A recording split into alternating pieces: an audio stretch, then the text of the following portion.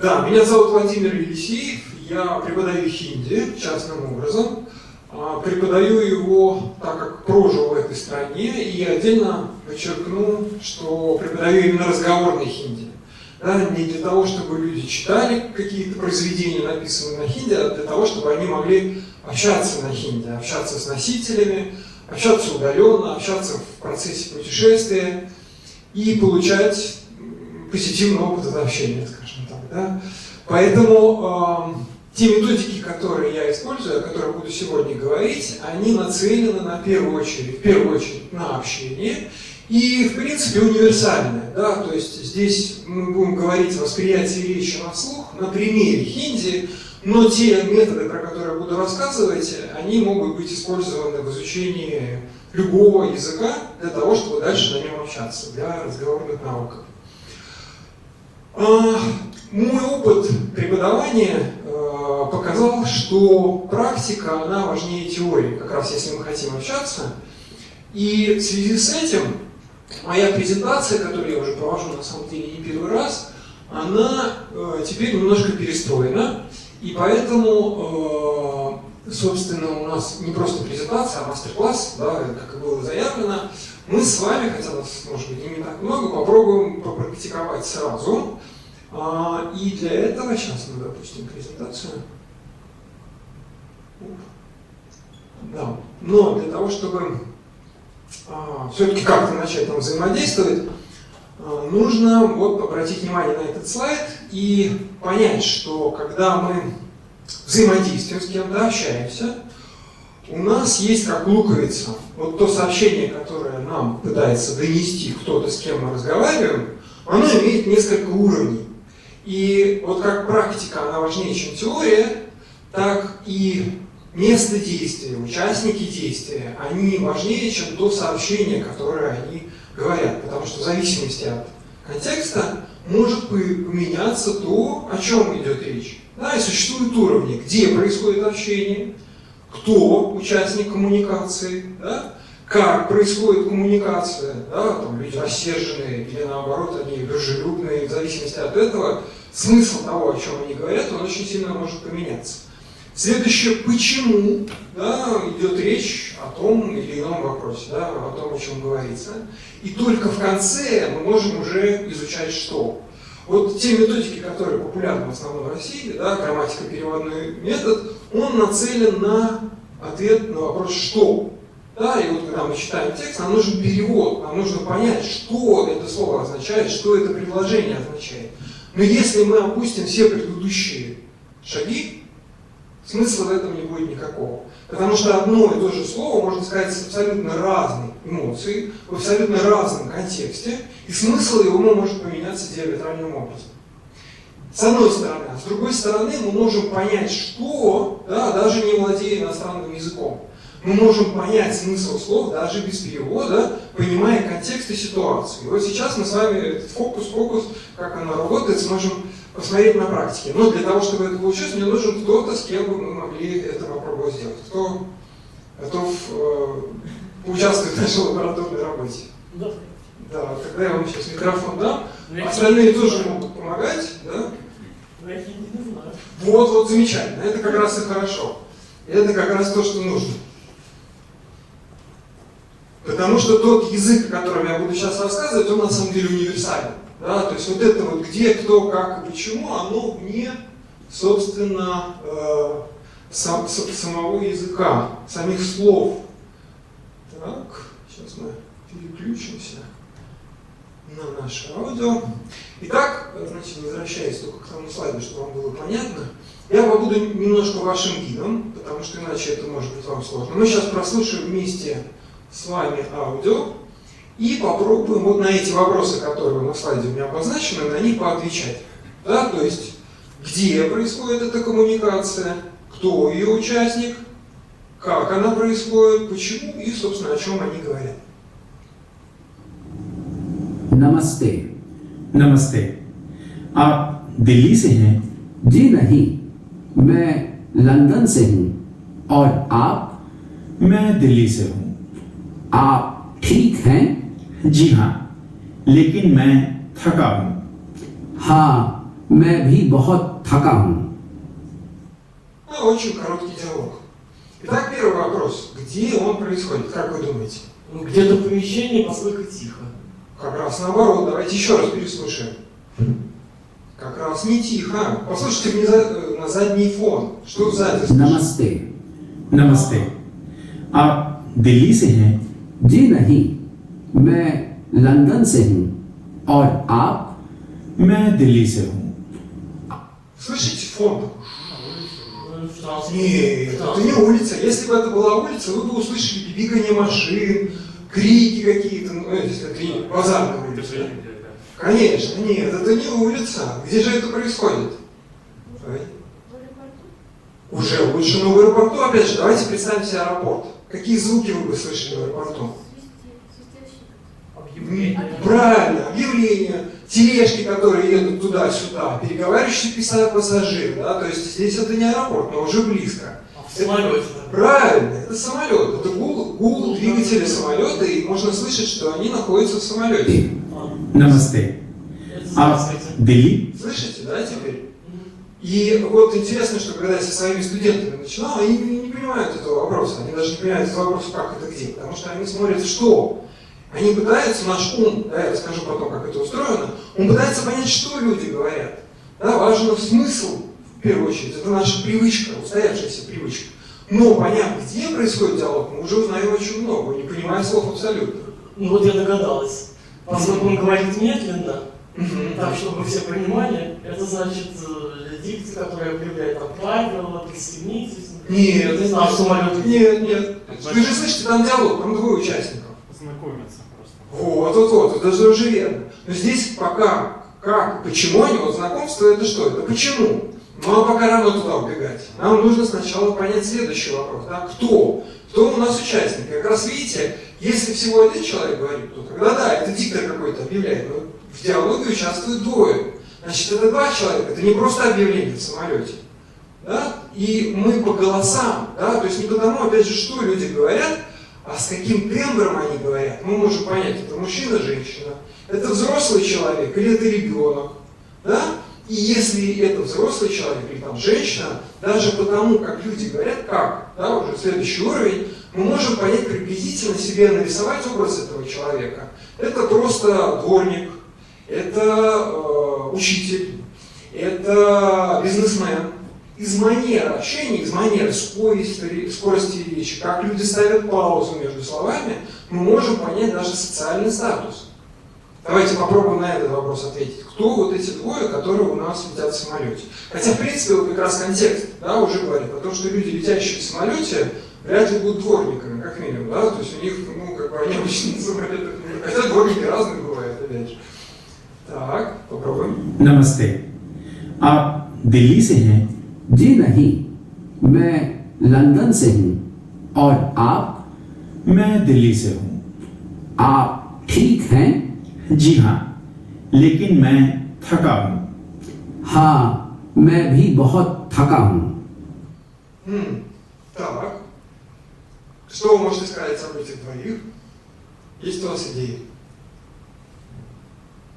Они, наверное, из разных племен, и хинди для них не родной. Ну, в Индии же много языков. Почему вы так решили? Ну, потому что они говорят так медленно и отчетливо, как будто специально, чтобы собеседник их понимал. Ну, или один из них... Интересная мысль, сама мысль интересна, но в данном случае это связано с тем, что это учебный аудио. То есть они так медленно говорят специально для того, чтобы Обычно было они хорошо. говорят быстро. Да, конечно, Вот, так. специально, чтобы собеседник их понимал. Есть еще идеи, вот можно других. Есть у вас идеи? Кто эти люди? Просто два пассажира, мужчины. Нет, потому что они пассажиры, раз они в самолете летят, конечно, они пассажиры. Они вряд ли бортпроводник там Имеете в виду, куда они летят, зачем? Да, вопрос в том, какой у них социальный статус, какой у них возраст приблизительно. Да? То есть мы можем понять, что это не 15-летние парни. И это не старики, там, 90-летние, да, уже можно минимум вот эту вилку понять.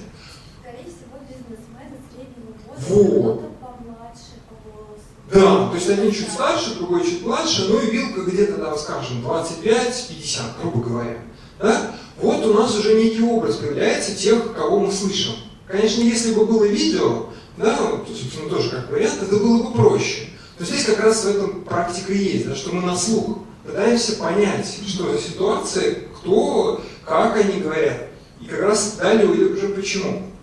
Окей. Теперь действительно очевидно, что они говорят медленно, и можно видеть, что, как вот верно заметил молодой человек, они знакомятся. Да, это еще один ответ на вопрос «кто?». Это то, что они не знакомы друг с другом. Да, потому что существует, кроме социального статуса, еще статус взаимодействия. То есть это может быть отец, сын, друзья, это может быть работник и клиент. Да, например, в ресторане взаимодействие происходит, это два друга встретились в ресторане. Или пришел официант и с ним разговор идет. Почему это очень важно? Потому что на самом деле наши диалоги, если вдумаетесь, они очень часто идут по паттернам, по определенной канве. Да, потому что если я клиент, пришедший в ресторан, уже я разговариваю с официантом, уже можно предположить, о чем будет речь. Да, потому что понятно, что я буду заказывать, и официант будет мой заказ каким-то образом оформлять. Если я, например, сажусь в самолет и оформляю билет, да, соответственно, у меня будут спрашивать мои билеты, будут спрашивать мой паспорт, и соответствующим образом мы можем понять, да, какие-то ключевые, даже уже шаблонные предложения, какие-то слова, которые международные, может быть, там, например, тикет, который может быть, да, там, на английском языке, на хинди и других языках. То есть вот это вот где, кто и как, оно очень сильно помогает нам уже предположить, да, из нашего личного опыта, там, полетов на самолете или еще где-то, общения с друзьями, общения с родными, о чем может быть наша беседа, о чем может быть наш диалог. И здесь дальше мы отвечаем на вопрос, почему. Почему этот диалог возникает? Потому что эти двое, да, мы по сути уже ответили на этот вопрос, да, эти двое куда-то летят. Да, и они попали в самолет, и вот они знакомятся друг с другом. То есть мы представляем, что они сидят, значит, в креслах самолета и решили друг с другом познакомиться. Вот теперь слушаем диалог еще раз. И попробуйте теперь, зная всю эту информацию, понимая этот контекст, послушать его и попробовать послушать слова «что». Да? То есть мы уже контекст понимаем, теперь мы можем ловить отдельные слова и понимать, о чем они говорят. Потому что раз они летят они куда? Или летят они откуда? Да? То есть обязательно при знакомстве, скорее всего, эта информация будет. Правильно? Это логично. Вот мы познакомились. Да, один другому можно сказать, ты куда летишь? Или откуда ты Самолет летишь? все равно летит в одно место. Там нет промежуточного. Правильно, но лететь-то он может. Смотрите, с одной стороны, да, ну, например, я могу лететь международным рейсом там, из Москвы в Дели, но в конечном итоге я из этого делийского аэропорта потом полечу еще куда-то дальше. Да, то есть здесь вопрос может быть не ты в этом самолете, куда в конечном счете летишь, а куда вообще ты двигаешься. Или наоборот, откуда ты. Да, то есть ты попал на этот самолет, там, сел в Москве, но на самом деле ты родом, там, я не знаю, из Парижа. Правильно ведь? Так же тоже может быть. Поэтому тут вот тоже есть нюансы. Давайте попробуем еще раз послушать и понять вот эти моменты. नमस्ते। नमस्ते। आप दिल्ली से हैं? जी नहीं, मैं लंदन से हूँ। और आप? मैं दिल्ली से हूँ। आप ठीक हैं? जी हाँ, लेकिन मैं थका हूँ। हाँ, मैं भी बहुत थका हूँ। Так, ну что, что-нибудь могли услышать? Мне кажется, что они спрашивают, как вас зовут, и потом говорят, а вас, да? Почему-то так. Интересно, так, еще есть еще Одни и те варианты. же слова повторяются. Так, да, в самом начале они говорят, ну смотрите, вот эти слова можно сразу понять, Это о чем идет «вы», речь. «а». Смотрите. नमस्ते। Ну, это здравствуйте. नमस्ते। Конечно, да, то есть вот то, что означает намасте, можно догадаться сразу. Да, первое, что мы говорим, здравствуйте. Да, то есть намасте и намасте означает знакомство. Но вот здесь послушайте внимательно еще раз, не слышите ли вы название, я уже подсказываю немножко. आप दिल्ली से हैं? Дели. Конечно, да. А делисами. И смотрите, вот здесь опять возвращаемся к вопросу как. Как человек это предложение говорит? Он утверждает, он восклицает или он спрашивает? Правильно, он задает вопрос. Да, исходя из этого, мы опять из контекста можем понимать, что либо здесь говорится, вы летите в Дели, или вы из Дели. Да, то есть вот как бы это автоматически можно понять без какого-то либо слова. Одно слово мы услышали Дели, и из контекста мы опять уже можем это узнать. И слышим, как человек отвечает, да, на этот вопрос. Он из Дели или не из Дели? Так, или там в Дели летит. जी नहीं, मैं लंदन से हूँ। Может, родом? Нет? Джинаги, ме Лондон сыну. По-моему, из Лондона, что ли. Правильно, Лондон. Ну, по-своему, конечно, эдикцию переделать. Джинаги. И видите, вот само как бы выражение джинаги. Да, нет. Да, то есть он мог сказать да. Да, опять же, эмоционально, да, вот он может. Эмоция, она во всех языках единая. То есть, конечно, существуют разные сбои, когда там, например, в одних языках вот это означает нет, а в других это может означать да. То есть невербальный язык может немножко отличаться. Но язык эмоций языка, как правило, он один и тот же. Есть, конечно, сложность, что есть, например, языки, которые идут на одной волне, например, японский. Вот изучая японский, я немножко разные языки, как бы, скажем так, исследовал, обнаружил, что вот у них в культуре так заложено, что у них выражать эмоции не принято. И поэтому вот этот метод, скажем так, о чем я говорю, он сложно с японским работает. Но индийцы в этом смысле, они очень эмоциональные ребята. Для них вот не жестикулировать или не проявлять эмоции в речи, это очень сложно, потому что у них это в крови, можно так сказать. И поэтому в этом смысле очень легко ловить эту волну, да, сонастраиваться с ней, и благодаря этому принимать контекст. Значит, мы выяснили, что спросили, из Дели или не из Дели, да, и он из Лондона. Так, следующее, слушаем опять же как. और आप А вы? Да, видите, тут даже переводить ничего не нужно. И мы сразу можем уже понять, что «ап» означает слово «вы». Правда ведь? Потому что «о» как бы «и», да, логично, а «ап» означает «вы». Да? «Ап делисали», да, предыдущий вопрос, «ап». Да, и мы без переводчика, без словаря уже знаем новое слово на хинди. Так. मैं दिल्ली से हूँ. А я из Дели. Вот, отлично, да. Видите, «мэ делисагум». И мы слово «я», как вы думаете, как будет в этом случае? Мы, видите, вот мы еще одно слово с вами узнали и догадались без всяких словарей. «Мэ делисагум». Да, но послушайте, вот сейчас важный момент, тут очень интересно, я специально этот диалог использую для этих лабораторных работ, как человек отвечает на этот вопрос. Послушайте मैं меня. दिल्ली से हूँ. Сейчас минутку еще. आप ठीक हैं? जी हाँ, आप मैं दिल्ली से हूँ. Вот как человек ответил на этот вопрос? Вот, расстроен, как бы, да? Или еще как можно сказать, что, как он это говорит? Расстроен, печально, еще что может быть? Ты не пишешь. Нет. Здесь, смотрите, вот подскажу вам еще, они находятся в самолете. Вот почему он может таким голосом говорить в самолете? Потому что они летят в Дели. Нет. И для него ничего интересного не ожидается. Возможно, кстати, это идея, да. Потому что в Дели он лететь не хочет, он вынужден лететь, да, почему-то. То есть существует какая-то причина, по которой он расстроен, да, там что-то случилось, или у него до этого что-то случилось, и поэтому он говорит. Ну давайте еще раз переслушаем, поймем, печально ли он говорит, или как-то по-другому. Вот еще разочек. मैं दिल्ली से हूँ. Безразлично. Не, безразлично было бы «мэ делису». Вот это было безразлично. Он говорит «мэ делису». Как будто он устал. Вот, да, то есть он в самолете, представляете, долгий перелет там куда-то. Вот он говорит «мэ делису».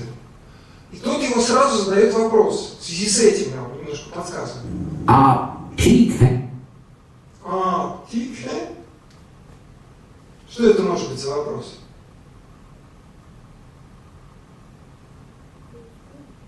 Уже похоже, да? Ну, смотрите, здесь тихо, всего лишь одно слово практически, да?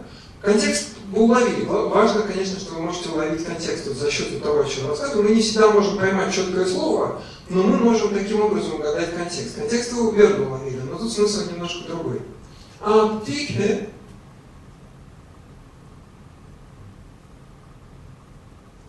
Ну хорошо, еще подскажу. Вот мы познакомились, следующий вопрос, который, как правило, бывает. Чем вы занимаетесь? Может быть, а еще?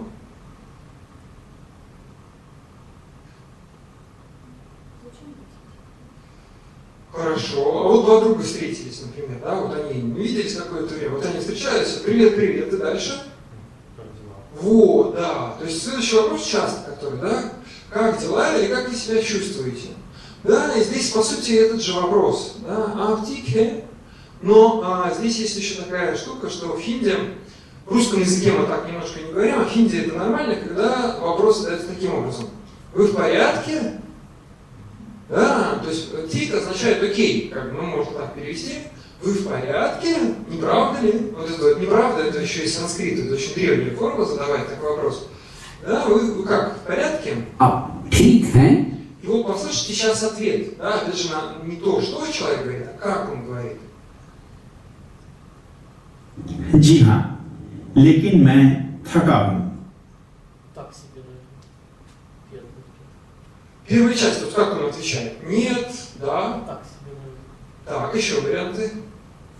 Ну, типа, бодрее уже. Вот, давайте еще раз на вопрос, как он говорит, вот как он отвечает на этот вопрос. जी हाँ, लेकिन मैं थका हूँ। В конце утвердительно. Угу, так, а в самом начале? Сомнение. Вот, нет там сомнений. Сомнение выглядит где-то так. Да, вот это было бы сомнение. Как бы растянут еще думает человек, да, поэтому может как бы подтормаживать. Но здесь нет этого. Послушайте еще раз. लेकिन मैं थका हूँ। आप ठीक हैं? जी हाँ, Ну, более-менее, наверное. Давайте я вот симулирую, вы попробуйте с меня считать. Легин могут так. Потому что, наверное, были проблемы, но сейчас все в порядке. Вот какая эмоция вот в этом Да не говорите вы. Ну, да. Да, но здесь на самом деле очень много, всего два слова, вот это джиха. Но на самом деле вот как бы есть улыбка, спрятанная за вот этим джиха. И улыбка, она в чем заключается? В том, что человек почувствовал, что к нему проявили эмпатию, да? Что человек позаботился, да, сидящий рядом с ним, о том, как он себя чувствует, все ли у него в порядке. И он, соответственно, ему откликнулся, что спасибо, что, да, то есть здесь контекст всего вот этого, да? Он что, как бы спасибо, что вы обратили внимание. Мне очень приятно. Да, он как бы сразу взбодрился. Видите, дальше предложение, он как раз уже не говорит таким грустным голосом. Он как будто силы какие-то прям дополнительные проявить. लेकिन मैं थका हूँ। Да, лекин мэ такаго. Лекин мэ, да, мы уже мэ знаем. Лекин, как вы думаете, что может тогда значить? Лекин мэ такаго. Джиха, лекин мэ такаго. Лекин? Не, немножко раз. Я связано.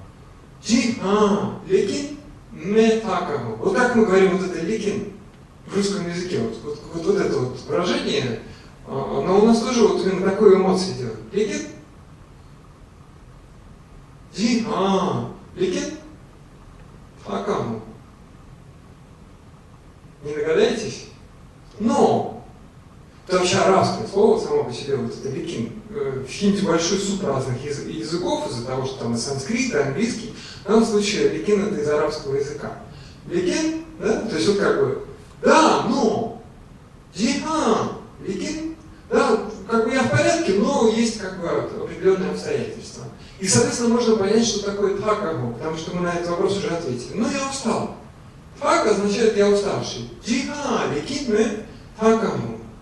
И последний ответ, который делает задавший вопрос. मैं भी बहुत थका हूँ। मैं भी बहुत थका हूँ. Да? Сейчас отдохнете. Нет, слышите, я вам повторять, по сути, даже то же самое, что и говорил он. Да? मैं भी बहुत थका हूँ. Тут немножко слов дополнительных появилось, чуть-чуть совсем. मैं भी. Не будьте такими уставшими. Не, मैं. Да, мы знаем. मैं भी बहुत थका हूँ. Така тоже мы уже знаем. Я тоже Я не тоже готов. немного устала. Да, только не немного, а очень. Он опять проявляет эмпатию. Да, то есть его сосед устал, он говорит, да, слушайте, он вообще может быть не устал. Это в этом как бы индийцы, да, что они вот могут вот эту эмпатию проявлять. Да, я тоже, вот он может быть вообще не устал, но он говорит, да, я тоже вообще смертельно устал, вот тоже. Да? И как вы видите, мы вообще с вами не использовали словаря, мы абсолютно никуда не смотрели и получили знания из самого языка за счет того, что посмотрели не на то, как, что за слова, а на то, как они говорятся, да, почему они говорятся, кто говорится и где. И вот, собственно, сейчас это такое у нас вступление было. Как правило, я его делал в конце свою презентацию, но я понял, что так это более эффективно, потому что та теория, которую я сейчас буду рассказывать, вы сразу же легче поймете, о чем идет речь. Потому что мы увидели это на практике, и сейчас мы с вами посмотрим, откуда ноги, можно так сказать, до того, о чем мы сейчас с вами в лабораторной работе посмотрели. Итак, запустим нашу презентацию.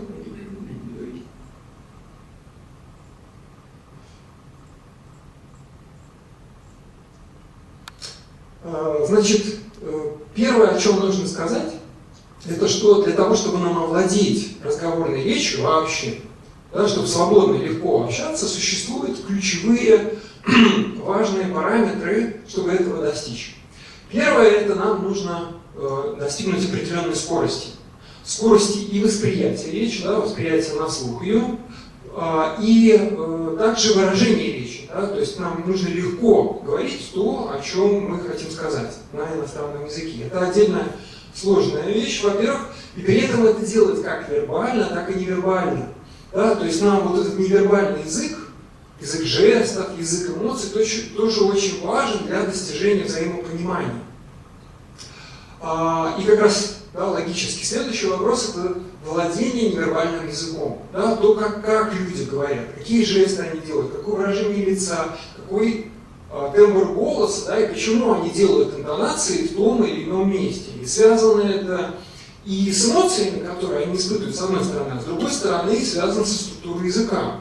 Да, как вот я говорил, вы в порядке, да, не так ли? Это связано уже с тем, как язык устроен. Потому что у нас, скажем, в русском, такое тоже может быть, но не так принято, скажем так.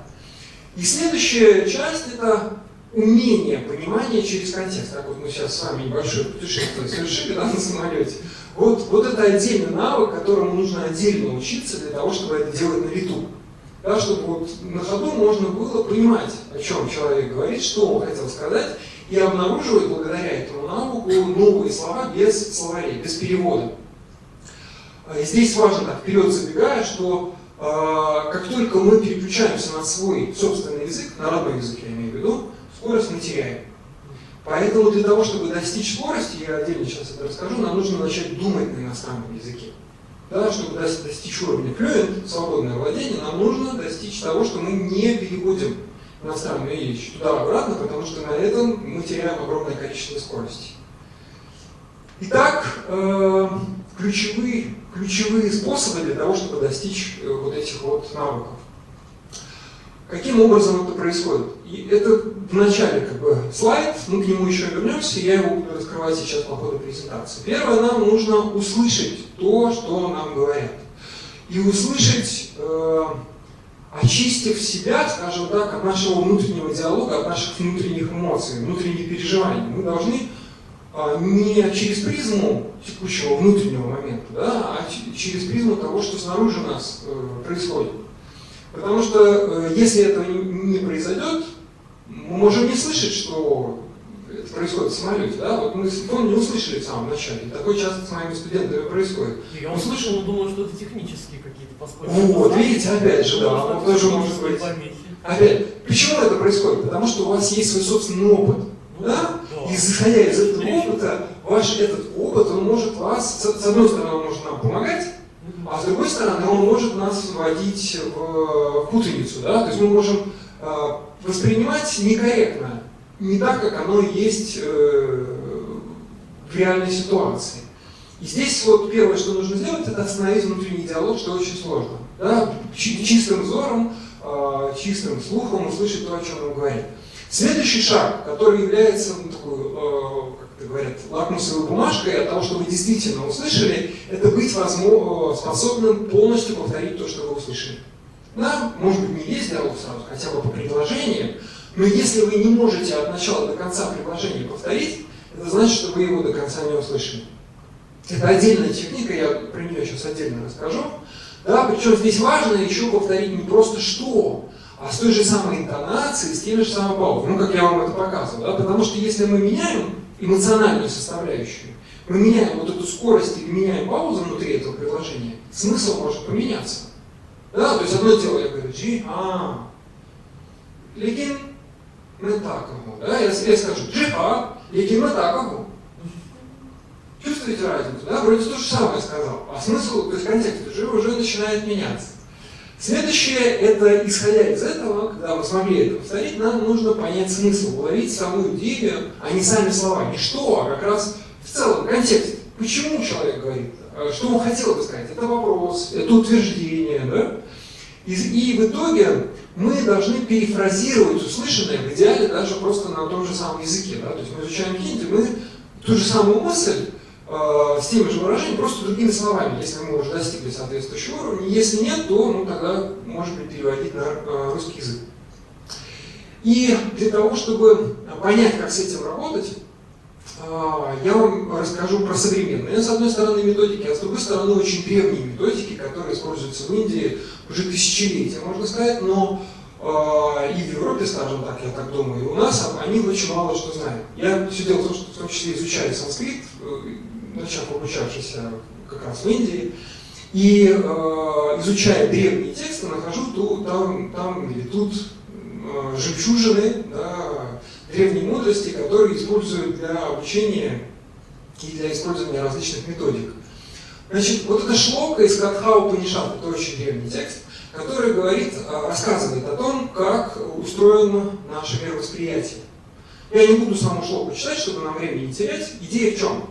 Что существует атма, душа, которая управляет колесницей, тело – колесница. Да? Вот если так на эту картину посмотреть, в данном случае атма – это вот этот Арджуна.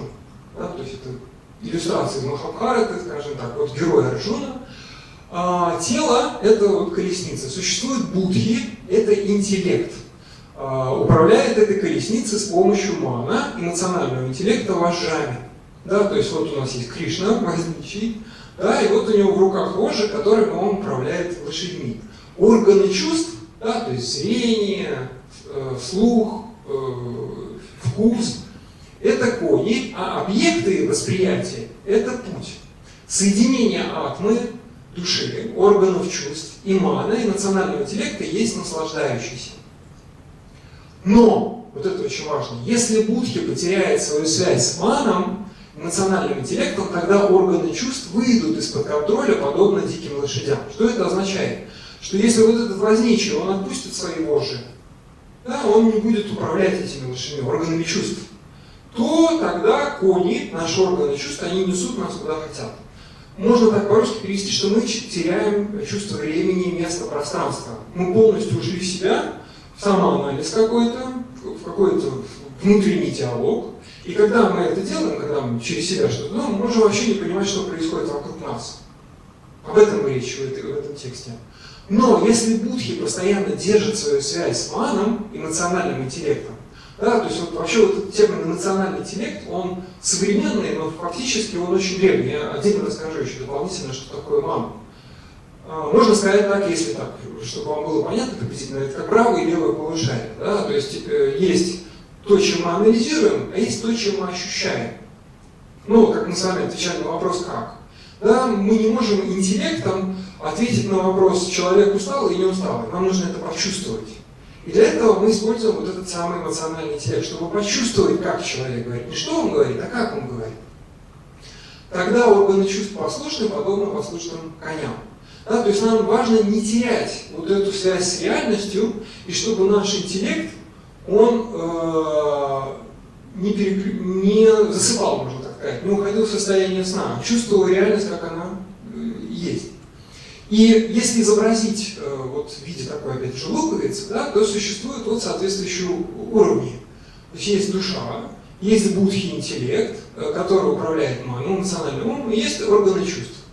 И существует вот внешний информационный поток какой-то, да, визуальный, аудиальный, с которым мы взаимодействуем. Наши органы чувств получают вкус, запах, звуки громкие и тихие. Дальше наш эмоциональный ум их воспринимает. И будхи дальше он получает информацию, как-то с этим что-то делает. Реагирует, не реагирует. И наша душа, она вот во всем этом переживает. Здесь есть отдельно еще аханкара, она называется на санскрите, это эго. Это, по сути, часть будхи, которая нашу самость идентифицирует, наша самоидентификация, да, часть вот этого интеллекта, который вот это самоосознание. Так вот, для того, чтобы нам уметь воспринимать легко на слух, вот пока я изучал санскрит, там мы обучались как раз коммуникативной технике. Мы 2 недели разговаривали только на санскрите. Ни одного слова, ни на английском, ни на хинди вообще. Санскритам переводом санскритам. И на стене вот той школы, где я учился, висела вот эта шлока. Она очень древняя, она имеет часть, это кусок мантры, скажем так, и звучит она как «идам на мама». Оно означает «здесь не мое». То есть здесь нет меня, можно так сказать, да, это возвращаясь к эго. Для того, чтобы нам воспринимать внешнее, нам нужно остановить вот этот внутренний диалог. Нам нужно немножко забыть про себя и сфокусироваться на то, с кем мы взаимодействуем, с кем мы общаемся, да, как вот в этом вот нашем примере. Как человек проявил эмпатию, сочувствие. Вы устали, не устали, да? Вот это очень важно для того, чтобы нам найти контакт и понимать, о чем идет речь. И поэтому значительно важнее, как говорят, чем что. Да? Мы уже с вами на примере лабораторно это увидели, да? Что очень важно, как люди говорят. И для демонстрации того, как работает этот эмоциональный интеллект, я вам предлагаю ответить на вот этот вопрос. Какого цвета это слово? Классно.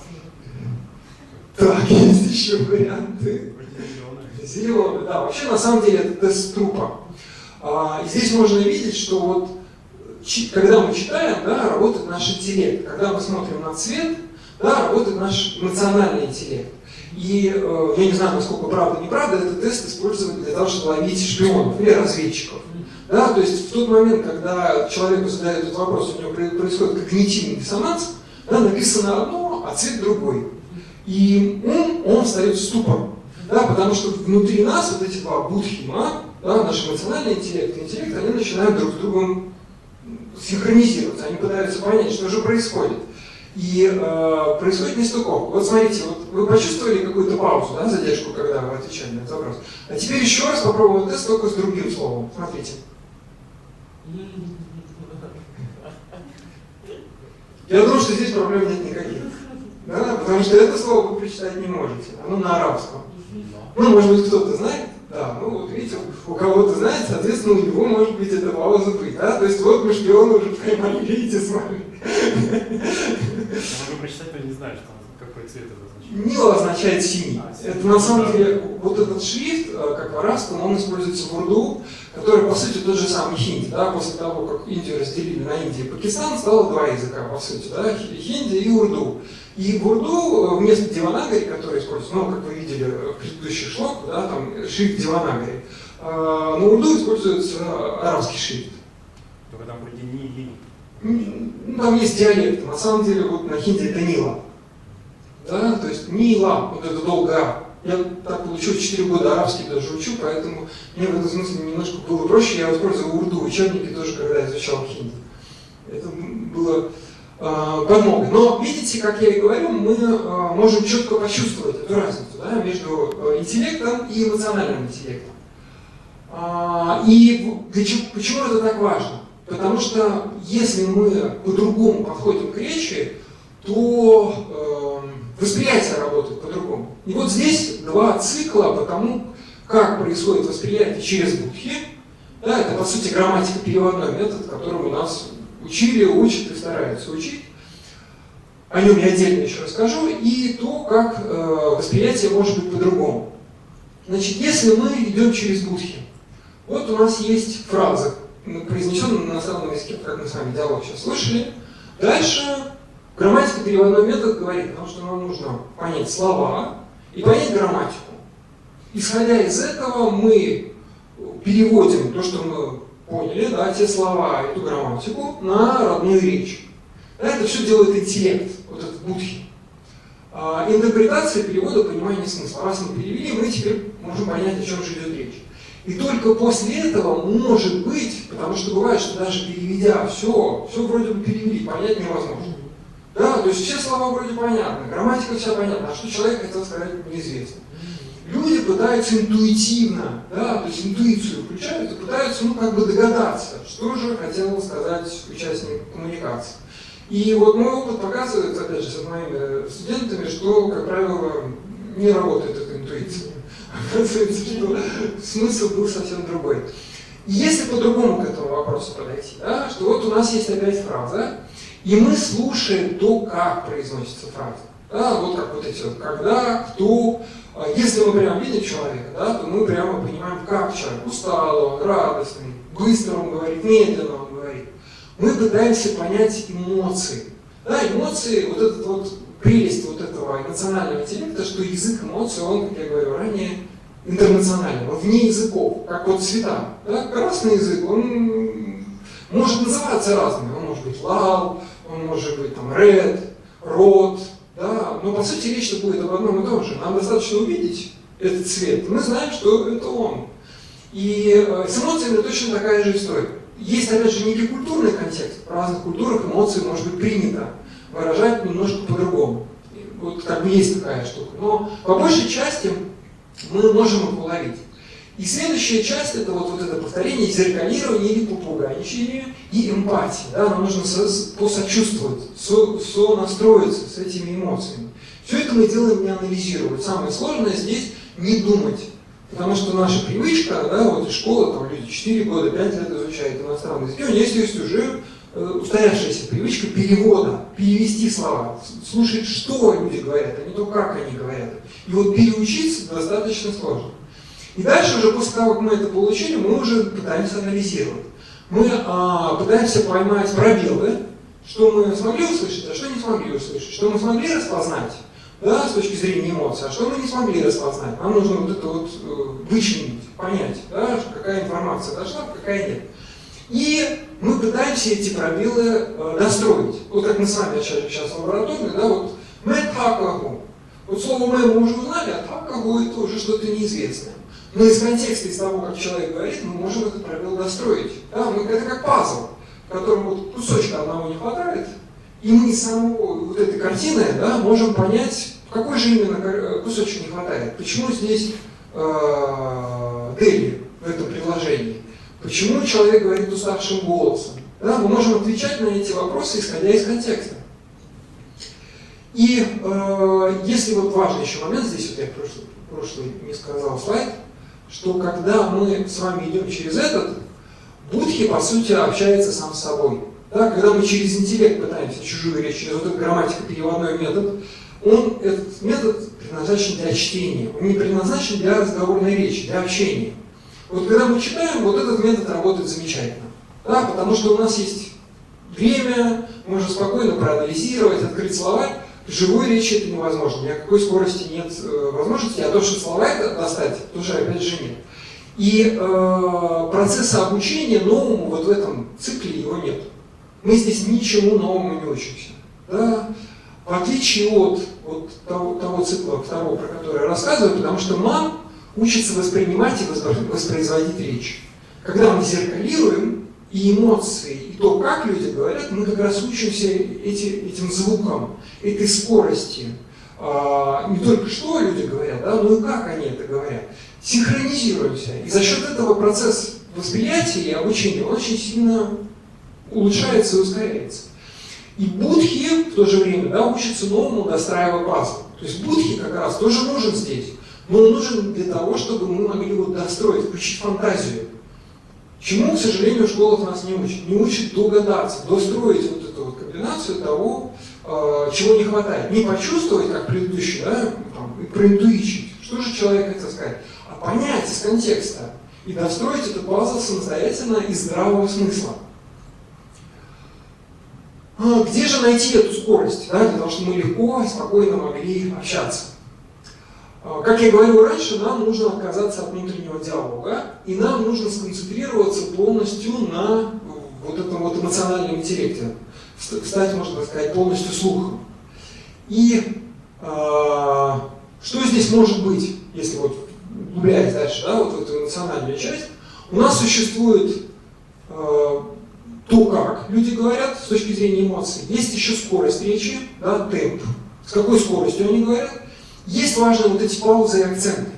И это тоже бывает важно для понимания, потому что когда мы видим текст, мы четко понимаем, где у нас пробелы. Мы четко понимаем, где начало абзаца, где конец, где начало предложения, где конец предложения. В живой речи этого нет. У нас маркерами для того, чтобы эти реперные точки определить, является паузой, интонацией. Да? То есть мне поход таком. Пауза, да? То есть вот этот момент, когда он говорит «аптик», восклицание опять зависание как бы вот этого звука. Да? То есть мы ловим вот эти вот пробелы между слов, которые бывают сливаются. Речь мы тоже можем там 2-3 слова соединить вместе, разговаривая. И это тоже важно для того, чтобы нас понимали те, с кем мы разговариваем. Итак, как же это можно делать? Существует очень древний метод, на самом деле, это когда мы полностью, ну, как я вам повторял, да, предложение, которое мы услышали, полностью повторял за аудио. Мы можем точно так же повторять за носителем языка. И с той же скоростью, с тем же темпом, с той же самой эмоциональной окраской. И сначала это будет сложно, потому что нас этому не учили, да, то есть это требует практики, чтобы этого навык его нарастить, чтобы им овладеть. И само это обучение, оно на самом деле очень древнее. Я сейчас вам покажу одно видео, как в Древней Индии и сейчас на самом деле таким вот образом знания передавались из поколения в поколение. В Индии очень долго не записывались знания, они передавались, как у нас говорят, от отца к сыну, из уст в уста. И как оно было, так эта традиция, она на самом деле до сих пор жива. И в том числе эти методы, они очень активно используются на Западе. Вот я здесь привел название, скажите, вот тут вот есть изучающие иностранные языки, слышали вы когда-нибудь вот таких технологий, как speech shadowing, direct method, natural approach method, audio-lingo или ARMY method? Вы что-нибудь слышали о них? Ну, а именно официально, что они заключаются или нет? Ну, вообще, вот в школах вам о них кто-нибудь рассказывал, в институте, или вот сами вы, может быть, изучая иностранные языки, слышали что-нибудь? Я вот сам. В университете рассказывали. В университете. А практика была у вас при этом? Нет, сказали. Нет, так. Я просто сам как-то для себя такое открыл, Ага. когда, допустим, там, немецкий язык, в принципе, сам там учил. Значит, и даже если я какие-то слова не знаю, я там нахожу какое-то предложение или на слух, я просто пытаюсь его там 100 раз повторить, чтобы у меня оно получилось. И как бы на то, чтобы голову настроить, как бы говорить. Хотя я еще, по сути, не знаю там, может быть, какие-то элементы, но я уже как бы себя настраиваю на говорение. Это очень помогает. Ну, вот здесь могу сказать, что отдельная история в том, что я исследую перед нашей презентацией тоже, да, этот вопрос, обнаружил, что на Западе вот эти это коммуникативные методики по большей части, да, то есть существует грамматико-переводной метод, о котором я говорил, да, что нам нужно сначала разобрать предложение, перевести его, понять грамматический разбор сделать, и потом уже понимать, о чем идет речь. В России они в каком-то смысле что ли под запретом. Почему, не могу сказать. Вот этот вот direct метод, да, он заключается в том, что нужно учить через сам язык, через общение. Ему около 100 лет, даже больше. Он 1890-х каких-то годов был открыт. Если говорить про хинди, например, я вот совсем недавно обнаружил, что у них уже около 100 лет существует в Химачале школа, где они учат хинди через хинди, специально для иностранцев. То есть туда приезжают иностранцы, они разговаривают только на хинди. Ни одного английского слова. Это же самый лучший метод. В том-то и дело, я санскрит учил 2 недели. Индийцы сами вот грамматико-переводным методом учат его годами. Я учил арабский язык с преподавателем Госфака 4 года, я не заговаривал. За 2 недели, на 4-й день я начал говорить на санскрите. Потому что тут, конечно, важно еще не просто говорить, а чтобы урок был построен определенным образом, чтобы это было продумано. И вопрос в том, что у нас категорически эти методики пытались внедрять, ну я вам потом отдельно покажу, например, преподаватели 60-х годов, 30-х годов пытались внедрять эти методики в наши российские школы, ну тогда советские школы. Категорически их отбрасывают, говорят, что не надо. У меня, у самого родственницы, не буду говорить кто, она долгое время проработала учителем английского языка, доработалась до методиста района, и когда пыталась, она училась в Англии, собственно, внедрить современные методики обучения, ей сказали, не надо. У нас есть Передыкин и Верещагин, 40 каких-то там годов, нам их вот так хватает, больше нам ничего не надо. То есть то, что у нас не используют коммуникативные, эффективные методики при преподавании иностранных языков, что в школах, что в университетах, это не из-за того, что они плохие, это не из-за того, что они работают. Ими прекрасно обучают за границей. Как в Европе, так и, как я вот, например, Индию, я уверен, что в Китае есть такие курсы, и вообще в Юго-Восточной Азии, я думаю, везде. Но если вы приедете в Китай, там вам по-русски никто объяснять. Опять же, конечно же, Для да. вас. Никто этим заниматься просто По-любому не будет будет. на том языке, куда вы приедете. Вот, хочешь не хочешь, а вот, да. И вопрос исключительно политический. И вот эта методика повторения, она называется, ну, вот если там западным языком говорить, speech shadowing, а на санскрите она называется шукра. Следующее, о чем я хотел рассказать, это про эмоции. Да, и про эмоциональный интеллект тоже отдельная история. Это о том, что очень сложно бывает осознавать эмоции, и у нас времени не очень много, постараюсь обзорно, да, рассказать о том, что вот существуют у нас ключевые эмоции: страх, гнев, печаль, радость. И существует очень много оттенков. И вот здесь, видите, даже есть вот пустое такое пространство, это есть у нас в Петербурге такой экватор, они занимаются обучением эмоциональному интеллекту, я был у них в самой их школе, что они придумывают даже названия вот для таких вот эмоций, которые вот только-только появились. Да, то есть там печалька, уничижительные такие слова, да, то есть в русском языке их как бы нет, мы их особо не используем, недовольствечко, что-то такое, да. Очень важно, что когда мы свою эмоцию называем, вот это самое интересное вот, в том, как практикует эмоциональный, и о чем говорят сейчас практикующий эмоциональный интеллект, то как только мы называем эмоцию, мы можем ее почувствовать и можем понять. До тех пор, пока мы не придумали имя, пока мы ее не осознали, эмоция может владеть нами. И вот этот момент, когда мы называем то, что мы переживаем, да, или то, что мы, вот как вы говорите, этот человек грустный, или он устал, да, мы тем самым синхронизируем маны-будхи, наши эмоции синхронизируем с интеллектом. Вот эти два ума, да, эмоциональный и интеллектуальный, они соединяются в этот момент и начинают работать слитно. Да, то есть мы вот эти вожжи, мы хватаем их за контроль. Если мы не понимаем, о каких эмоциях говорят, работает только наш будхи.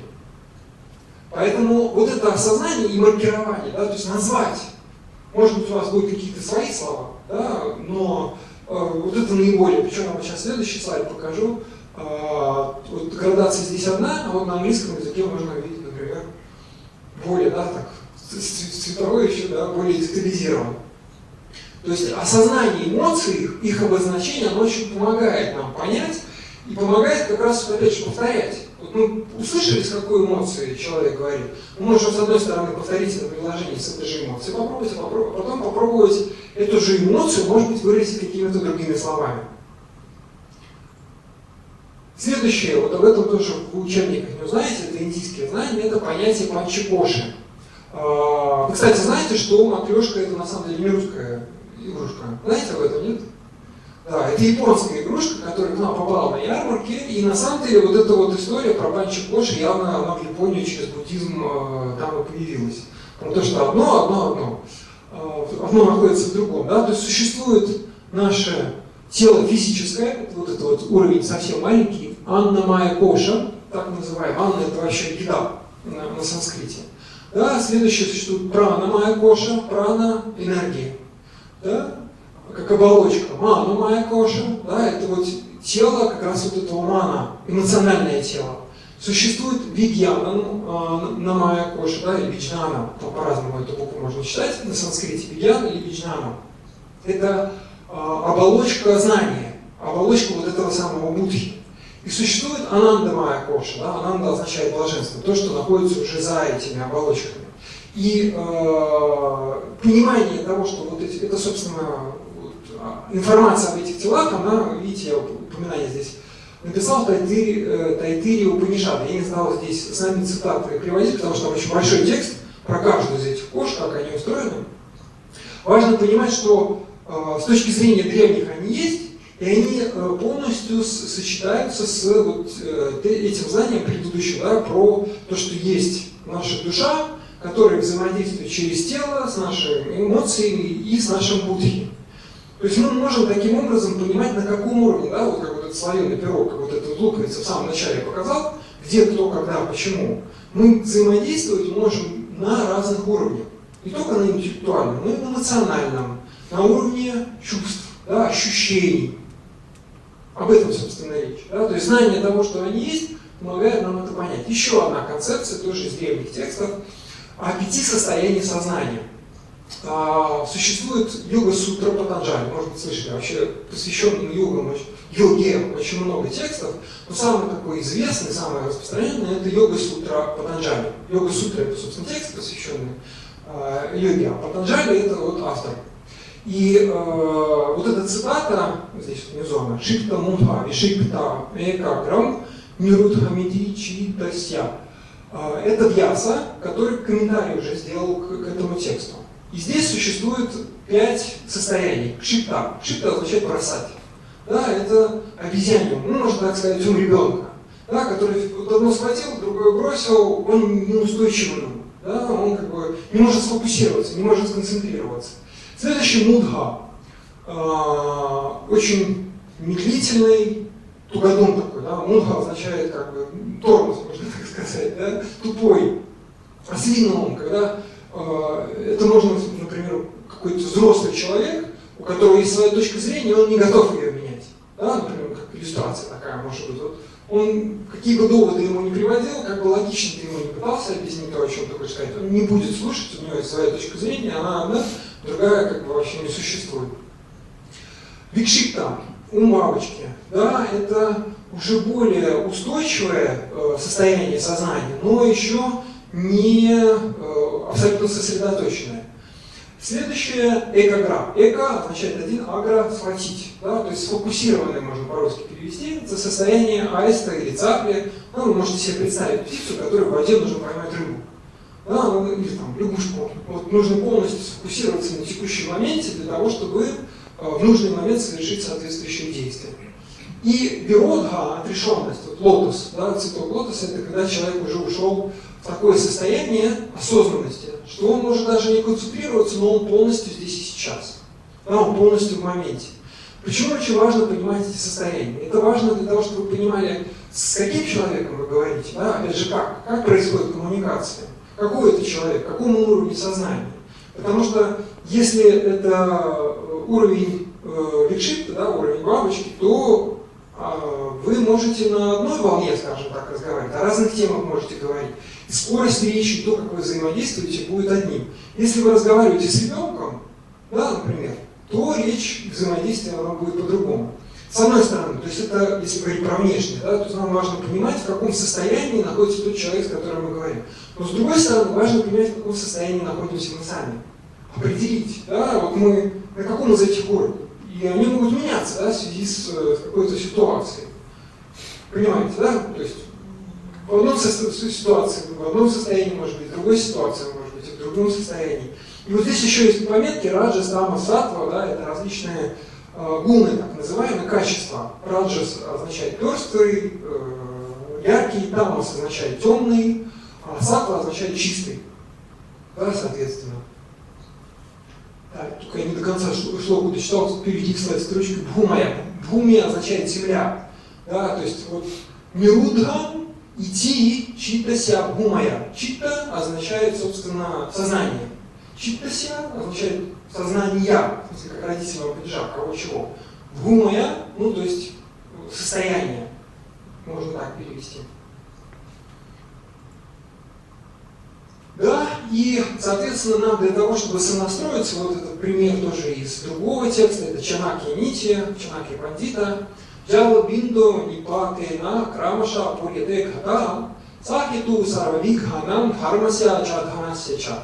Да, что означает это что, когда же что-то забыл просто перевести, написать. Что джал означает вода, бинду точка или капля, нипатена падающая, да, не спадающая. Крамаша пурьяте гхата, наполнение гхата горшок означает. Да, то есть капли за каплей наполняется полностью горшок. Сахиду сарвавидьянам, таким же образом все знания дхармасья, долг, честь, благость, чадханасья ча, да, и богатство. Таким же образом они накопляются. Да, то есть для того, чтобы нам что-то получить, как правило, нельзя это получить сразу. Это требует некоторого времени. Но капля за каплей, да, этот горшок наполняется для того, чтобы мы что-то узнали, для того, чтобы обрели богатство, или для того, чтобы обрели благочестие, там, или какой-то характер воспитали, собственно. Да? И здесь речь о том, что нужна практика. То есть вот для чего я это шлоку привел, для того, чтобы вот эти состояния улавливать, для того, чтобы вот эти эмоции чувствовать, тут очень нужно эти навыки практиковать. И это нужно делать правильно, да, потому что если мы будем, как я говорю, пытаться вот это почувствовать интеллектуально или интуитивно догадаться, о чем же идет речь, то мы ничего хорошего не получится. Да? То есть вот видите картинку, понять, что же на этой фотографии, почувствовать очень сложно. То есть мы можем представить, что это улица какая-нибудь, там, новогодняя ярмарка или еще что-то, но вероятность того, что здесь что-то совсем другое, она очень велика. И совсем наоборот, если мы вот свой интеллект используем как раз для того, чтобы достроить пазл. Да, когда мы здравым смыслом понимаем, о чем же шла речь. Таким образом, контекст мы получаем за счет здравого смысла, а хинди, да, в данном случае, или иностранный язык, мы изучаем через сам хинди. Причем мы можем ее изучать, как вот мы с вами сделали, через контекст, также существуют специальные словари. То есть я своим студентам категорически не рекомендую использовать хинди русский словарь или хинди английский словарь. Существует хинди словарь. Да, как в английском, например, Лонгман очень известный есть язык, когда тезаурус еще они называются, когда новое слово вы читаете через другие слова, приводятся синонимы, приводится объяснение, что это слово означает. И вообще, на самом деле, вот эта технология, это очень древняя история, потому что существует, например, Амар-коша, это тоже словарь санскритский, которому тысячелетия, который выглядит следующим образом. Есть слово «река» и его синонимы, штук 20. Да? Следующее слово, и ему точно так же там, с богами, точно так же там, с животными, там целые как бы разделы.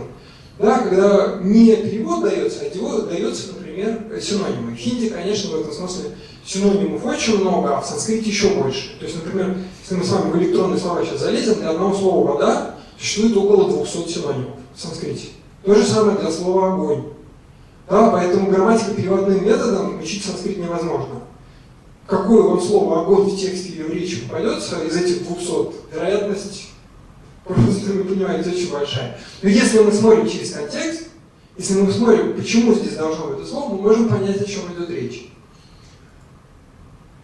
Еще одна шлока. Ядха читтам тата вача, ядха вача статха крия, читте вачи крия янча, садхунам эка рупата.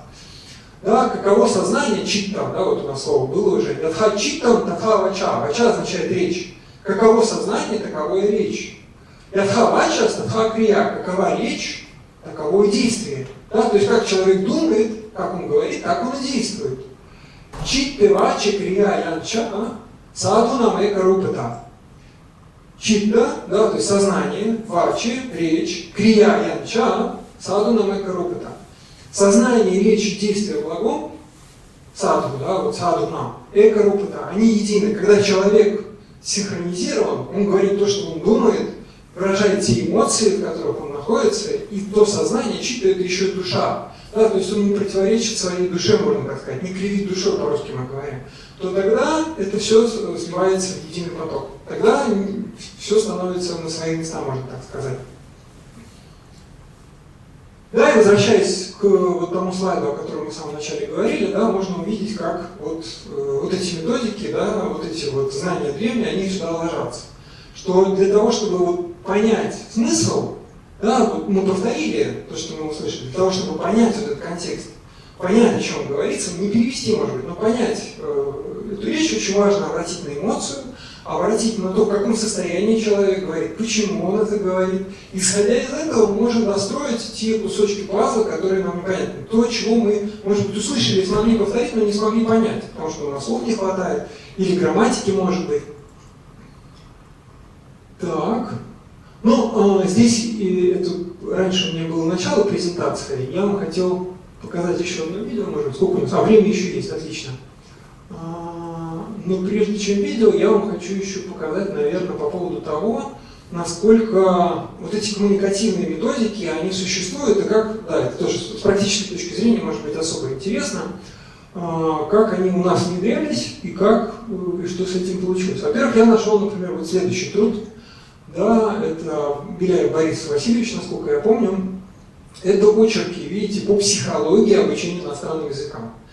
Это 59-й год, но в течение 60-х годов практически всех он проводил исследования, он снимал показатели, общался со студентами, пытался вот этот прямой метод, direct метод, собственно, в Советском Союзе внедрять. И здесь вот целая книжка о том, какие успехи у него были достигнуты в связи с этим. Дальше, вот метод теневого, вот этот shadowing, да. И здесь вот я на самом деле про него залез вот прямо перед нашей лекцией сейчас. Я в других источниках нашел, откуда он был изобретен, нашел наших ученых в Ленинграде, которые производили исследования. Сейчас вот набрал еще раз, видите, здесь упоминается Александр Аргуэльс. И благодаря интернету сейчас мир стал, скажем так, доступен, да, нам другие страны, нет никакого железного занавеса. И существуют так называемые мультиполиглоты. То есть это люди, которые могут свободно говорить там, не на 5-6 языках, там, скажем, на 10, 15. И вот здесь можно увидеть, сколько у этого человека языков. Да, что he has studied over 60 languages to various degrees of proficiency. Да, то есть у него уже 60 языков в его багаже на разном уровне. При этом he stated in late 2022, да, то есть в 2022 году, что он прочитал ресурсы в его библиотеке на 155 языках. При этом, вот, как бы, возвращаясь к библиотеке, следующее, что я вам хотел показать, я специально в нашем каталоге, который есть в библиотечном, попытался найти вот эту книжку. Да, это Бенни Льюис, он знает около ирландец, он знает около 15 языков, причем очень экзотические, как арабский язык, как хинди и другие языки, и выпустил на английском книжку Fluent in 3 months. Да, то есть свободное владение языком за 3 месяца. Очень многие вещи, про которые я вот, про эмоциональный интеллект, он тоже вот в этой книге, собственно, о них рассказывает. Можно найти его выступление на TED Talk, на русском языке оно тоже есть. И вот, если у вас есть возможность, и вы интересуетесь разговорным языком, очень могу порекомендовать вот эту книжку. Потому что в ней вот тоже очень много секретов, рамок, например. То есть там, например, говорится о том, что многие люди думают, что они взрослые, поэтому они уже все, они уже не могут выучить иностранный язык, у них уже память не та, вообще это сложно. Вот очень многие эти мифы в этой книжке он ну, как бы подтверждает, что они на самом деле мифы, что все это неправда. В том числе, например, один из мифов тоже мне очень нравится, что у многих есть такой стереотип, что для того, чтобы начать изучать иностранный язык, надо приехать в страну, ну, там, в Индию, например, или в Германию, и тогда ты автоматом начнешь говорить на иностранном языке. И вот он рассказывает, что сам так пробовал изучать иностранный язык и попал в так называемое bubble expat. Ну, прошу прощения, expat bubble. Когда тебе нужно решать бытовые вопросы, где жить, где ты будешь есть и так далее, и ты начинаешь, так как ты иностранного не знаешь, искать других таких же форинеров, других иностранцев, и попадаешь в некую коммуну. Да, то есть некое содружество таких же, как ты, иностранцев, говорящих на твоем языке. И вот он так полгода, приехав в другую страну, пытался изучать иностранный язык, и по большей части общался со своими же ирландцами. Поэтому не работает оно так. Да? То есть нужно говорить на иностранном языке, но нужно это сделать правильно. И еще одно, вот как раз для того, чтобы правильно это делать, и что это возможно по поводу границы интернета, могу тоже очень порекомендовать. Есть такой сервис, он называется Italki. Да, это социальная сеть для того, чтобы общаться иностранцам, те, кто изучает иностранные языки. Здесь можно найти учителя, с одной стороны, но с другой стороны можно найти просто людей, которые изучают иностранные языки. Да, то есть вот можно найти репетитора, вот я хинди, видите, здесь набрал, и вот сразу тут вот огромное количество. Вообще в Индии живет очень много людей, как вы, наверное, знаете. Хинди, например, является государственным языком, поэтому хинди говорящих очень много. Но вот за неделю я нашел 6 индийцев, с которыми тут же пообщался, вот со мной до сих пор общаюсь. Она преподает немецкий, например, в штате Гуджарат. Удивительно еще то, что из-за того, что это платформа для изучения языков, как правило, люди, которые, вот индийцы, я имею в виду, здесь встречаются, они очень образованные, воспитанные и знают по 4-5 языков. То есть понятно, что они знают хинди, английский, но, как правило, они еще знают какой-нибудь французский, может даже китайский или еще какой-нибудь язык, и поэтому они понимают, как изучаются иностранные языки. Очень многим интересен русский язык, могу сказать тоже, то есть вот как раз по обмену, да, то есть ты меня получишь хинди, а я тебя получу русскому языку, вот это может быть идея. Не за деньги, а просто вот за потраченное время. Я вот так, например, нашел индианку, которая живет в Америке, При этом вот она знает там около 4 языков, мы около часа на санскрите с ней разговаривали. Вот замечательный ресурс и абсолютно свободный. То есть там контакты, связывайтесь по скайпу или каким-то другим образом, потом можно общаться.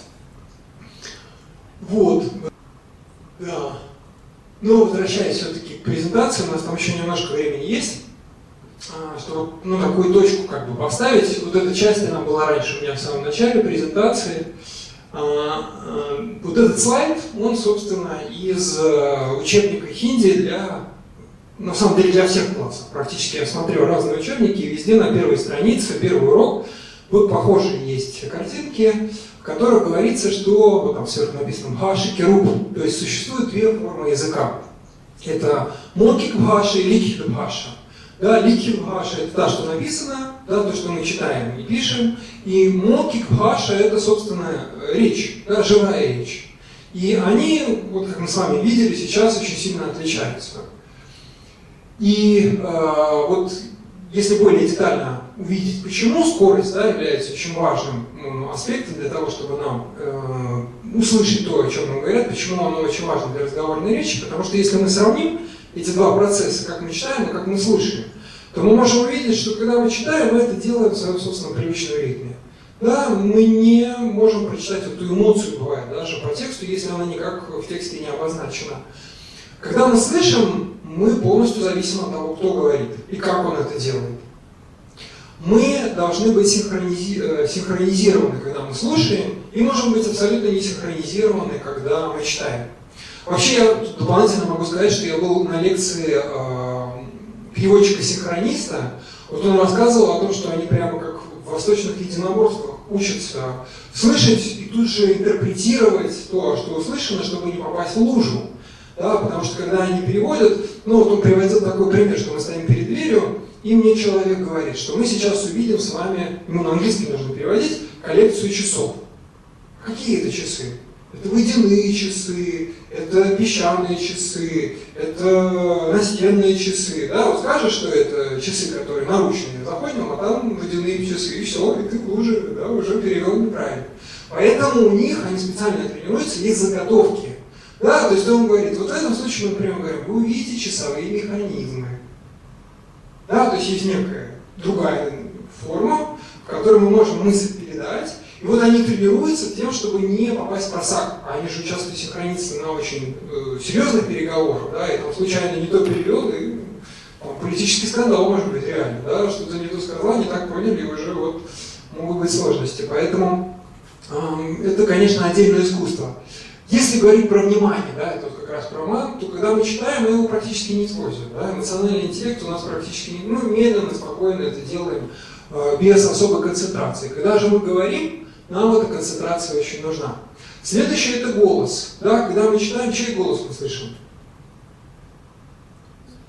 Свой собственный, да, то есть мы говорим и слышим сами себя. И сложность еще, потому что когда мы не знаем языка, мы, получается, сами себя обманываем. Да, то есть мы пытаемся эти слова читать, мы читаем в итоге неправильно, эти слова не с той скоростью, может быть, не с тем выражением, и в итоге нам потом придется переучиваться.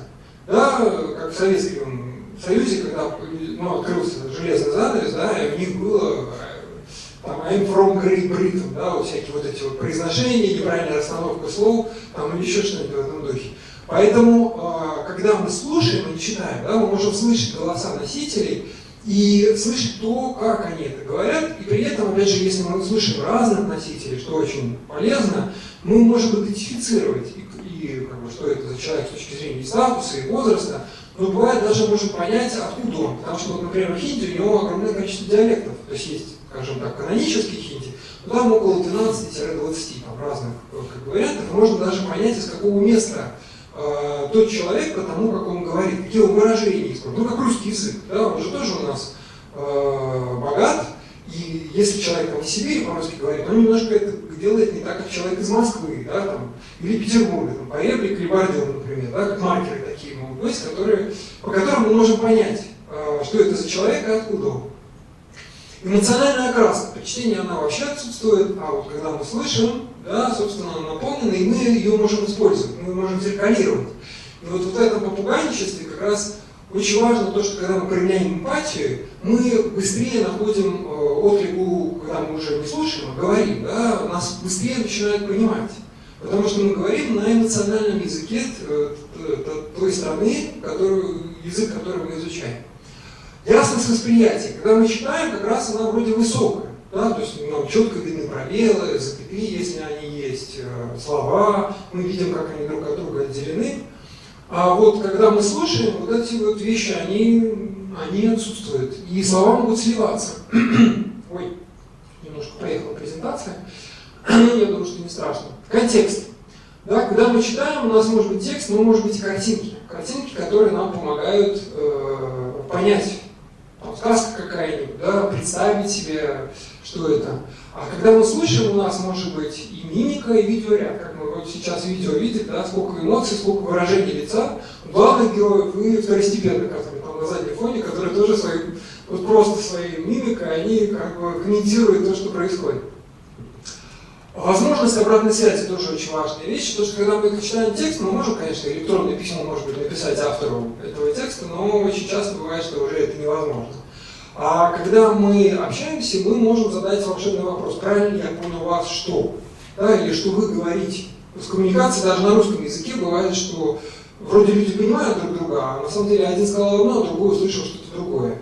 Поэтому очень часто бывает в этих переговорах вот эта вот формула, правильно я вас понял, что вы говорите то-то, и перефразируете своими словами, оно помогает понять, действительно ли ты понял, что человек сказал, или он, может быть, сказал вообще что-то совсем другое, а ты его понял, исходя из своего предыдущего опыта. Ясность восприятия при чтении, опять же, высокая, а вот при слушании это может быть сложно, да, с точки зрения контекста. О чем же человек говорит? Особенно если учесть, что существует так называемый в русском языке фразеологизм или идиоматические выражения, да, когда мы говорим что-то другим языком. В санскрите, например, существует такое понятие шабдаврити, когда одно и то же предложение, это тоже в древних текстах упоминается, оно может быть как прямое, да, вот как иллюстрация, например, сын сел на шею отцу. Да? То есть, с одной стороны, он мог сесть действительно, трехлетний парень, он сел на шею, и они пошли, значит, куда-то в ресторан. А мог сесть с точки зрения, как и в русском языке, это вот там тоже есть, да, что он как бы стал иждивенцем, поэтому он сидит у него на шее. Или, например, еще одна шабдаврити, когда смысл совсем другой. Приходит, например, значит, сын говорит: папа, у меня двойка. А папа говорит: ну ты молодец. То есть, как бы смысл совсем противоположный. Говорит он одно, а контекст как бы совсем другой. И бывает, что если мы не владеем вот этим эмоциональным считыванием эмоций, если мы напрямую вот это, ой, ты молодец, вот текст читаем, да, например, ты, ой, ты молодец, как же, он же вроде его похвалил. Да, смысл-то на самом деле совсем другой. Перевод. Вот когда мы читаем, мы это делаем спокойно, медленно, в удобном для нас ритме и темпе, используем словари, если нужно. А вот когда слышим, нам нужно это делать мгновенно. Да? Нужно понимать, не сколько переводить, сколько понимать то, о чем идет речь, прямо вот здесь и сейчас. И этому нужно тренироваться. Восприятие слов пробелы точки, как я говорил, а вот в слушании, опять же, при переводе это может быть усложнено. В слушании использование словарей практически невозможно, но, опять же, мы можем получить обратную связь. То есть вот мы слово «желторотый», вот в санскрите, кстати, очень много, вот почему синонимов так много, потому что очень много иносказаний, как в русском мы это говорим, иносказательных слов, там, четвероногое, да? Причем, вот смотрите, вот я вам говорю четвероногое, вы уже понимаете, что речь идет о животном. Правда ведь? То есть оно само собой как бы выстраивается, потому что четвероногий может быть стул, например, уже тоже четвероногое. Тоже четыре ноги вроде как, но нет, это не стул. Да, если четвероногое, то это животное. Вот у вас, я смотрел, тут лекция была про китайский и про менталитет китайцев. Там очень интересно, лектор рассказывал, что у них есть недоговорки. Да, когда, например, есть скороговорка, ну вот у нас, например, кому помянет, тому глаз вон. Знаете, что у нее есть продолжение есть? Знаете или нет? Да, есть, только ничего я не помню. Вот, видите, не знаете. На самом деле, тому, кто забудет, тому оба. Да? То есть просто мы, бывает, они уже пропали, эти вторые части, но очень многих вот таких поговорок, у них есть первая и вторая. И вот в китайском, китайцы, да, они как раз не договаривают вторую часть, потому что она уже понятна, все ее знают. Да? Да? То есть вот мы как членоработно говорим, мы уже понимаем, о чем идет речь, что это речь идет о животных. В санскрите очень много, ну в хинди санскрита очень много таких слов. Ну, то, например, я могу сказать кхага, да, такое слово, означает летящее в небе. То есть летящее в небе это может быть и стрела, и облако, это может быть птица, это может быть месяц. И в зависимости от контекста, да, возвращаясь к контексту, мы уже можем понять, о какой именно кхаге идет речь. Поэтому контекст и вот это вот эмоциональное ощущение языка, оно, собственно, очень важно. Каким образом можно закрепить вот эти навыки, о которых я говорю, как уже в конце такой точкой, это, собственно, повторение, доведение до полного автоматизма. То есть вы не просто смогли повторить эту фразу, которую вы слышали, но делаете ее прямо вот сходу. Один раз повторили, второй, третий, четвертый, пока вы не делаете этого, прямо не задумываясь. Очень важно поймать вот это состояние незадумывания. Вот у меня одна студентка, длинное предложение, она говорит, я не смогу его повторить. Я говорю, спокойно, вы просто не думайте. Просто повторяйте и не анализируйте. Да? Вот очень сложно это в будхе отключить интеллект. Его на какое-то время переключить на режим восприятия. Все, повторяю, раз, и она полностью его повторяет. Никаких сложностей нет. Просто этому нужно тренироваться и нужно учиться. Практика нахождения неизвестных слов из контекста и drill, да, то, что в английском используется, когда грамматика учится, ну, с одной стороны, как мы слова с вами узнали, точно так же можно узнавать и грамматику. Грамматические конструкции, они тоже могут быть так логически, да, здравым смыслом получены, с одной стороны, а с другой стороны мы можем эти предложения заучивать, поменяв одно слово. Ну, как вот наш путник, так говорит, «Мэ багут так, как он, я очень устал». Ну, он может сказать, «Мэ багут хушигу», я очень счастлив. «Мэ багут чего-нибудь еще». Да? То есть мы одно слово меняем, мы повторяем. Вот как раз когда я учил санскриту на этих двухнедельных курсах, мы говорим там, «Галата нама Ким», «Мама нама Владимир», «Мама нама Суреш», «Мама нама», да, то есть вот конструкция. Меня зовут, мое имя в данном случае, «Мама нама». Мое имя такое. Агам Владимир Асми, например, да, другая. Азм Есим, русская, опять же, то есть санскрит прямо полностью совпадает. Азм Агам, да, Асми есть. Азм есть Владимир. Агам Асми Владимир. Чистый санскрит на самом деле. И вот таким образом, повторяя, мы учили в том числе грамматику. От самых простых конструкций до достаточно уже сложных. То есть мы не анализировали грамматические конструкции, нам лектор не объяснял, почему вот это вот такое склонение, такое спряжение. Хотя санскрит, как русский, очень сложен с точки зрения падежей. Там есть двойственное число, существует 3 рода, в отличие от хинди, которых всего 2. И тем не менее, вот через сам язык вполне возможно его изучать, и вполне возможно его и воспринимать, и передавать, собственно. Так, ну что, у нас еще там буквально 5 минут есть, я так думаю. Есть ли у кого-то какие-то вопросы? То, может быть, микрофон имеет смысл передать, если они есть. Так. Есть? Нет вопросов? Все. Ну, я тогда в 2 словах еще расскажу о себе, что, собственно, я около 5 лет прожил в Индии. Я приехал туда сначала просто туристом, попав в один из древнейших городов Индии, Варанаси. Он считается вообще центром культуры индийской цивилизации. Попал туда в связи с тем, что до этого уже достаточно много изучал индийскую музыку и играл на музыкальном инструменте ситар. Может быть, слышали о таком фестивале ситар в Петербурге. Вот я имею непосредственное отношение к его начинанию, его запуску. И, собственно, Александр Каначук, который является самым основным основателем фестиваля, вот активно участвовал в помощи ему с организацией этого фестиваля и общением с музеем искусства рельефов. И на этой волне, собственно, я попал в Варанаси, потому что Варанаси — это город, в котором родился Рави Шанкар. Вот это была идея, как бы туда приехать, и мне было очень интересно посмотреть, что это такое.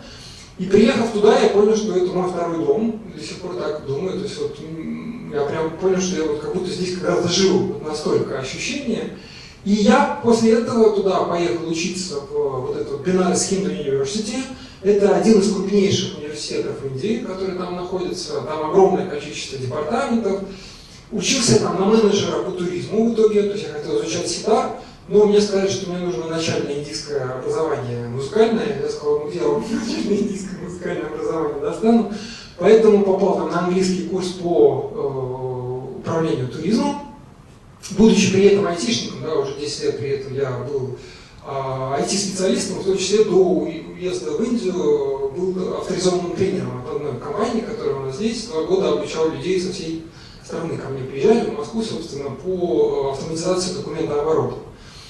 Вот. Но, возвращаясь к Индии, параллельно обучаясь в университете, я стал работать гидом, сопровождающим как и по Варанаси, так и по Индии в целом. То есть я организовываю индивидуальные туры под ключ, можно так сказать. То есть это билеты, гостиницы, сопровождение, общение с